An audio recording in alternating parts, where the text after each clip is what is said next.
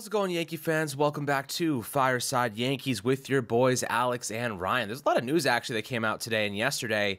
Obviously, we know Corbin Burnes went to the Orioles, and Andy Martino of SNY dropped a interesting nugget that the Yankees were engaged with the Milwaukee Brewers for Burnes. They thought that the package was a little bit too much.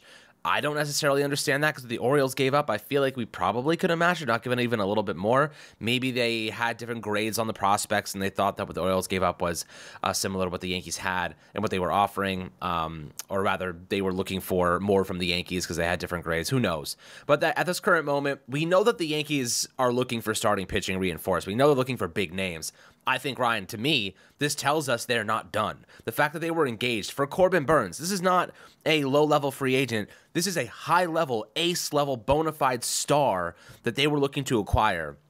To me, that says the Yankees are being aggressive. That says the Yankees are not done making big moves, whether it be over the summer deadline, whether it be over the next couple weeks during spring training. I feel like that's a pretty good sign if you're a Yankee fan. You think this team might be done. They were engaged for Corbin Burnes, guys. That should give you an indication that they are looking for the top, the cream of the crop. This is not, a bottom-level starter. This is one of the best in the game. So, Ryan, what are your thoughts about that? We're going to dive into a couple other rumors regarding Gio Urshela, familiar face, and some other stuff here. I think that there's some interesting movements going on in Yankee land before pitchers and catchers report in a couple days, really. But before we dive into it, how you do today, my friend? I'm doing great, and as you mentioned, right, like the Yankees were in pursuit of Corbin Burnes. Now, again, it did come down to, in my opinion at least, this isn't source, this isn't me saying, oh yeah, by the way, guys, I know the Brewers GM or whatever, but just kind of speculating here. Typically, when a team makes a deal with one team instead of another, it indicates that they just value those players more. And also, is there really an outlet that doesn't believe the Orioles are the best farm system in baseball? Don't get me wrong, I love our farm system. I think they're a very talented group, but let's be for real here. The Baltimore Orioles simply have more to offer. If the Yankees and Orioles get into a bidding war for a pitcher, the Yankees are going to lose every single time, as long as the Orioles' level of interest remains as high as the Yankees' level of interest. Now, should the Yankees have offered Spencer Jones or Corbin Burnes? I'm going to say no, right? I'm going to sit here and say they shouldn't have done that. And it is clear by the fact they didn't get him that that's not what they did. And if we're going to criticize the team and say that they should have, that's one thing. Maybe that take or maybe that guess or that opinion that Spencer Jones isn't valuable enough to, hold him back in a deal for 1 year of Corbin Burnes. Maybe that's something fans feel. Maybe that's something some evaluators believe. But the consensus opinion is that Spencer Jones would have been too much to offer on top of other players. And then from the Brewers' perspective, they would have benefited more from infield and pitching talent over just a single outfielder. They already have Jackson Chourio, who they've extended, and they've given him a pre-arbitration extension. This is a pretty cheap team as well, so, you would imagine that they only are going to give a pre-arb extension if they really believe in that guy and if their internal metrics truly believe this is a quality player. And I believe Jackson Chourio is arguably the best prospect in baseball, so, don't get me wrong, they have talent in the outfield. But as it pertains to what the Yankees may do in the future, Dylan Cease is certainly somebody they're going to look at. I don't think they're going to end up with Dylan Cease. I don't think the Chicago White Sox are going to deal him unless the Baltimore Orioles, which, again, the Baltimore Orioles can certainly pull this off, decide they want to make another trade for a starting pitcher and choose to go after Dylan Cease. But yeah, I think that there's enough uncertainty regarding Dylan Cease and what he did last year to say, let's wait and see what he is this year. I can understand the Yankees' pause in saying, all right, we're going to go trade Jones and Hampton and a bunch of other guys for a pitcher who had a below-average ERA last season and lost a mile per hour on his fastball, with the pitch clock getting even shorter this year. So definitely a risky investment there. A guy I could see them going after and potentially landing is Shane Bieber. They've had interest in Shane Bieber. They had interest in him in the last month. You imagine he wouldn't cost much. If his cost is being compared to Corbin Burnes, let's be so for real right now. Yes, they're both former Cy Young winners, but Corbin Burnes is significantly more valuable on this market than Shane Bieber is. And I'm somebody who likes Shane Bieber, so I don't think it would cost a mountain or a ton to get him. Again, do the Yankees and Guardians match up? Probably not. I mean, do the Guardians like Everson Pereira? If the answer is no, then they probably don't match up very well. I don't think they're going to say, oh man, we would love Oswald Peraza, considering they have infield talent. They have Jose Ramirez at third. They have Josh Nail at first. They have Andres Jimenez at second base. They have Brian Rocchio at shortstop, who is a top 100 prospect and kind of similar to Peraza in age and his skill set. So I don't think Peraza is going to appeal very much to them. maybe the Yankees pitching depth appeals, but if you're trading like, Will Warren for Shane Bieber, not that you're getting worse, but Alex, it would kind of feel like it's a little bit redundant. You're trading a guy who would help your pitching staff, not just this year, but potentially in the future, and make a pretty significant impact. You're trading that away to get a guy who's a giant question mark and only has 1 year remaining on his contract. That's questionable process. And then also you would have to create roster space. The Yankees either have to option Scott Efros. Now I saw some people say that Aaron Boone mentioned that Scott Efros is a little bit behind. So I wonder if maybe that's a window for them to, maybe slot a guy like Schmidt into the bullpen, put Bieber in the rotation, and kind of anticipate that somebody's going to get hurt. But when Efros comes back, would you have to build him up? What does that look like? Who knows? I don't know if the Yankees are going to be able to kind of make the roster thing work. But I also subscribe to the theory that you just collect good players and make it work. So end of the day, the Yankees could use a starting pitcher. I don't know if they need a starting pitcher necessarily to say this offseason success. You get Juan Soto and you get, guys like Caleb Ferguson, Victor Gonzalez, Marcus Stroman, Alex Verdugo, Trent Grisham. And I think you've made enough additions to say you've had a good offseason, but I think you can agree with me here. Getting a guy like Shane Bieber would certainly add some buzz, and it would feel like the Yankees did everything this offseason they possibly could. It wouldn't feel at all incomplete. Yeah, absolutely. I mean, look, when you're considering the right path forward for the Yankees, right? Obviously, Cashman thought that it was too much to acquire Corbin Burns. Imagine Corbin Burns and Caleb Ferguson in the same day. Would have been pretty exciting for Yankee fans. We'd be like, all right, like now we're in a place where we can win a World Series, or at least we're confident in every single unit on this team. Still that hole, but there's other alternatives. Like you said, Dylan Cease. I don't think Chicago's going to trade him for pennies on the dollar. Obviously, they want maximum value. The Yankees, I don't get the sense, want to give maximum value for Dylan Cease because he has 2 years left of control. Also, he's not as good as Corbin Burns. So, I would prefer to just wait and spend money on Corbin Burns in free agency because there's no way in hell the Orioles are bringing him back on a big contract. So, maybe the Yankees have the excitement about Burns as a free agent, like, let's go spend big on him. Maybe you try to wait until the deadline, see if any teams are struggling, go to try to get their ace, maybe on, expiring contracts. Of course, there's like guys like Jesus Luzardo. He's a little bit more injury prone, though. I personally don't like the idea, like Shane Bieber, Luzardo. Here's my personal take on that. I don't like acquiring either of them right now. Why? Because I think that you run the risk of those guys being injured during the second half of the year because of, just overusage. Maybe they just, whatever, they fail to stay healthy.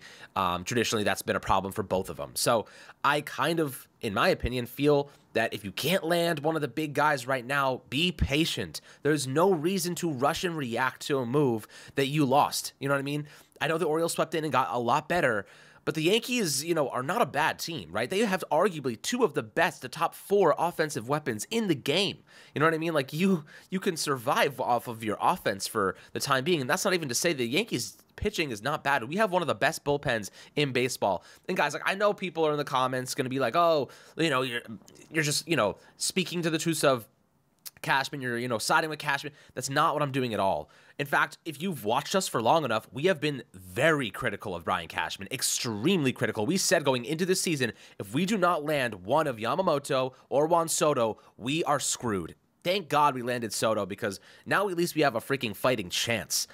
So, with that being said, I think that additional moves are coming, but I also acknowledge the fact that being reactive, being like reactionary to some of these bigger, deals that other teams are making puts us in a spot of liability, right? If we overspend on Blake Snell, guys, guarantee you that's going to come back to bite us. You know what I mean? If we go and get Shane Bieber, Luzardo right now, who have had injury history in the past, and they get hurt, we are going to regret it.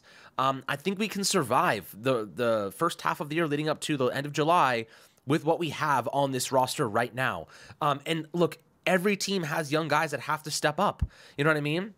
Remember Oscar Gonzalez with Cleveland when he hit that home run again? There's guys that just, you need those youngsters to elevate their game. Guys like Will Warren, guys like Anthony Volpe, guys like Austin Wells or Oswald Peraza or Oswaldo Cabrera. There's tons of guys on this roster that need to step up. Every team has them unless you're spending what the Dodgers are, and the Yankees haven't pushed that far just yet. And personally, I think that's a fine method because I wrote about this yesterday, and I talked about this on the podcast 2 days ago, Ryan. I did a solo video on the young core the Yankees have developing. And there's a difference between having young players and young winners, right? Anthony Volpe, Austin Wells, these guys have won at almost every level in the minor league system. These guys know how to win baseball games, and they have impeccable work ethic. These guys show up early. They show up every day. They work on their weaknesses. They continue to strengthen their strengths. And that is something that, is a character. It's a character trait. Not everyone has that just desperate desire to be a better player. These guys love each other, right? They've won together. They've climbed the Yankees farm system together. They've seen each other along the way. You don't always have that type of graduation of youngsters. And I think that, yes, like, I'm being optimistic. I don't know what they're going to do, but I'm willing to bet that they're going to be pretty good together at the MLB level, because I just think they know how to win games. They know what it takes. They know the work ethic it requires. We've seen guys on the Yankees lack that work ethic. Like, for example, how many times have we heard Stanton being lazy or Stanton not doing this or whatever it might be? Not to say he hasn't been working hard, because I know he shed a lot of weight this offseason, and I think he is taking the steps forward to have a bounce-back year. But last year was like the worst case scenario. You know what I mean? We had one of the best offenses in baseball in 2022 and one of the worst offenses in baseball in 2023. The same flip-flop can happen on a year-to-year basis. We could go right back to having the number one offense or top 5 offense in the game, and our rotation could be middle of the pack, and still we'll have a great team because our offense will help, cover up a lot of those liabilities, and then we can use the trade deadline, be patient, acquire a healthy pitcher as the last piece to the puzzle. That's kind of where I see things right now. I don't think rushing into anything, making rash decisions, and being over-aggressive is a winning strategy, because in the past we've tried to do that and it's failed, and we've been shot ourselves in the foot overspending on guys who are injured. Remember Frankie Montas? The guy came over here with a shoulder injury. They were being aggressive. They tried to make something happen, and it ended up being a complete waste of assets. Scott Efros, obviously we have big expectations for. Was supposed to be a big asset. Has Tommy John surgery. You just never know. But at the very least, I think the Yankees should be cautious, make the right deals at the right times, and you don't have to overspend just because you have a need right now. And guys, on paper, the Yankees rotation is good. It's just the risk they're taking with guys bouncing back from injury. But the law of averages will tell you this. Rodon is going to have a good year. The law of averages will tell you that he is going to bounce back and have a good year in 2024. Clark Schmidt should get a little bit better, even if it's marginally, should be a little bit better. Marcus Stroman's been solid for, the most of his career, and, we hope he can put together 140 innings for us, and that would be great. We know Garrett Cole is phenomenal. Nestor Cortez, obviously he's been inconsistent throughout his career, but we've seen his upside as an all-star arm. Again, I'm not going to sit here and tell you that I think the rotation is set and built and done, because I don't believe that, but I think we can survive for the time being as we make the right choices and don't do dumb shit like overspend on players that are going to be hurt, are going to be bad contracts for us down the road. And I think that's where I kind of lie, is like, make the right moves, don't make reactionary moves. Yeah, so, in regards to what you were talking about in terms of, like, the guys, the young guys they have in the organization, and, the fact that they've won a lot together, we talked about this with Will Warren, right? He's come up with guys like Austin Wells, Everson Pereira, played with Anthony Volpe for a bit, won a championship with Jason Dominguez as well as Pereira, and some of the other guys at the AA level in 2022. That minor league system has done nothing but win, right? Like, I understand people are like, who cares? Until they do it at the major league level, it doesn't matter. We're talking about projections. We're trying to project production, and people may not like that because a lot of projections like the Yankees, which, I'm not telling you how to be a fan, but if you're a fan and you say this metric says the Yankees are going to be good this year, and you hate it for saying that, are you really a fan? Or, like, I'm just trying, like, I don't think that's being a fan, right? Like, I'm not saying I know the definition of being a fan, that the definition of being a fan is determined by me, but what I am saying, Alex, is that there are a lot of metrics that would tell us that there are a lot of guys who are going to either bounce back or take steps forward next year. If you look at a lot of these teams that have gone on to win World Series titles, they've had a lot of question marks entering the year. The Texas Rangers won like 60-something games, and then won the World Series the year after. If you look at the World Series roster, it was getting a breakout year from a guy like Leody Taveras, who was a great defensive center fielder and a good enough hitter. It was the late season call-up of Evan Carter, and having him just go off in the postseason, hit third against righties, come up with big hits. Having a guy like Josh Jung come up through their system, who was a total disaster in 2022 because of injuries at the minor league and major league level, and then contended for Rookie of the Year. He might have won the award if he didn't get hurt. Who knows? Having a guy like Mitch Garver, who they traded for in 2022, gave them nothing, played like 30 games and had like a 98 WRC plus, comes back this year, or last year, excuse me, was absolutely brilliant in the regular season, had multiple big hits in the postseason. A guy like Jonah Heim, the first year they had with Jonah Heim, he had a sub 60 WRC plus. Alex, he sucked, and then he figured it out. A guy like, even Marcus Semien, he sucked for the first few months of that contract. Corey Seager was good, not great in his first year with the Rangers. Looking at the 2022 Astros, if you look at the end of that 2021 season, it's how good, we don't have, how good is Verlander going to be in 2022? He was coming off Tommy John surgery, right? Christian Javier, he was a question mark. He wasn't a surefire elite starting pitcher until that season. Multiple bats in that lineup. They relied on rookie Jeremy Pena. He went from a so-so major league hitter that year to one of the best hitters on their team in the postseason. He won ALCS MVP. He torched us that year, right? Jordan Alvarez had been dealing with multiple injuries and hadn't he was great, but not arguably the best hitter in baseball. And it clicked again. They lost Correa. They still figured it out. Kyle Tucker just took another step forward. Sometimes you just, winning a World Series is just getting things to go right for you. We don't know if things are going to go right for the Yankees. You can't, but you also don't know if things are going to go wrong for the Yankees, and that's kind of the important thing here.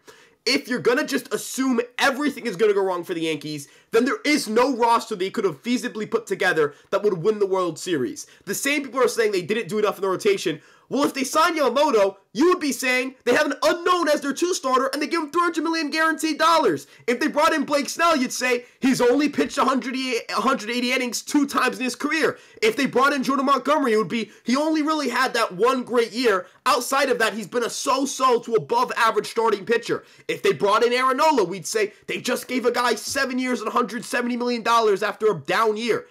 I feel like we're at the point where everybody's just complaining to complain. I mean, for God's sake, before we traded for Caleb Ferguson, it was a question of whether the Yankees did enough. They just traded for, the best hitter in baseball. I'm not saying this offseason is guaranteeing a ring. I'm not saying this team doesn't have question marks. But what I am saying is that if on February 6th, after the Yankees have made a flurry of additions, including Juan Soto, if you're just going to sit back and say they haven't done nearly enough because the Orioles acquired Corbin Burnes and they've got no chance to win the AL East and you better pack your bags and just hope for 2025, then I don't know what I don't feel like you're giving this team a fair shot. I don't feel like anybody's giving this team a fair shot. I mean, for Christ's sake, there are people saying you can't guarantee they're even going to finish in third. You could say that for everybody in the AL East. You couldn't guarantee the Dodgers are going to win a playoff game. I mean, last year they battered the Diamondbacks, and then Arizona goes into their ballpark and drops 50 runs on Clayton Kershaw. You know what I'm saying?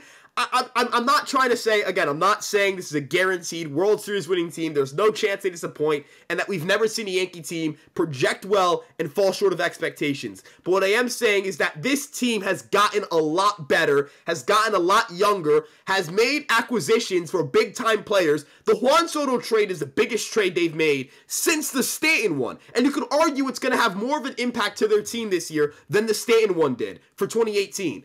And we're still sitting here asking if they've done enough. That's what really gets to me. This team deserves a fair shot to be evaluated and get the entire 162 and the postseason to figure it out. And I promise you this, Alex, if in July the team is playing really well, what we're going to see is people saying they got to prove it in October, this and that. Well, you know what? You weren't letting them prove it before the season even started. So I'm not saying shut up if you're criticizing the team, but what I am saying is if you're saying they're not going to make the postseason, that they suck, that they're awful, and that everything's already disaster and doomsday, let the games play out. That's the beauty of baseball. Let these games play out first. Yeah, I mean, look, we can't make any determinations or project what's going to happen. All we can do is look at the numbers, look at the paper, look at what we have. And I think the Yankees have a pretty decent team on paper. And look, the worst case scenario at basically every position happened last year. Aaron Judge gets injured.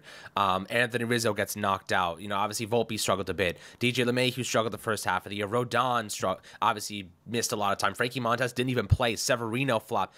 How many of those same things can happen again? I feel like probability-wise it's low. So, we'll see what happens, guys. But as always happy to hear your perspectives down below in the YouTube comments section. Definitely an interesting discussion to have based on the fact that the Yankees definitely seem to be interested in bringing in more pitching. Just a matter of when, how much it's going to cost, and if it's the right timing. So, always happy to hear your thoughts on that subject below. Make sure to like and subscribe as always, and we'll catch you guys on the next Fireside Yankees episode.